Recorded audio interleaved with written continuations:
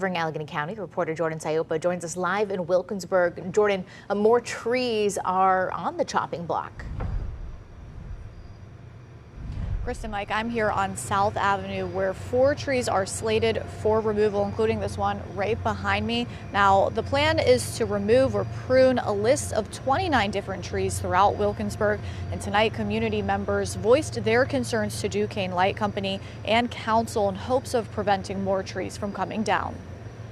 For many people who live in Wilkinsburg, the tree-lined streets are a neighborhood staple. They are, some of the most beautiful trees I've seen in the Pittsburgh area. They're big, they're beautiful, and, it's a shame that they have to cut them down. I don't really understand.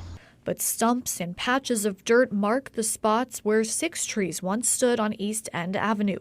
Duquesne Light Company removed the trees in July, much to residents' surprise. We don't have the shade that we had. We don't have the birds and the insects in the trees that we had. Our utility bills have gone up. The heat index on the street itself changed just like that.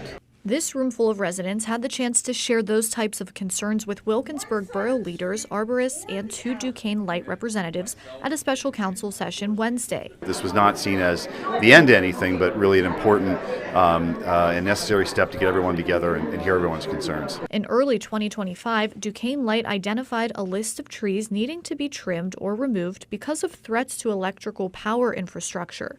The borough clarified in the meeting they can't approve or deny this type of action because it's the company's right as a public utility. However, in July, both entities decided to pause all pruning and removals in response to community outcry. At that time, we discussed that they wouldn't begin until at the earliest, sort of late September, but no date was set, and there is no date. Residents were handed an updated list of about 29 trees slated for pruning or removal. Some asked Duquesne Light why the removed trees aren't being replaced with new ones. Others wanted to know if anything can be done to save the trees on the list. Looking at the list at this point in time, it is currently the plan to move forward with. There are large mature trees that we've managed for decades and decades, right? And they're at the point now where there's not much more that we can do with some of these trees. Community members say they want to see the borough code updated to include an appeal process. They've even started a petition, all in hopes of preventing the loss of even more trees.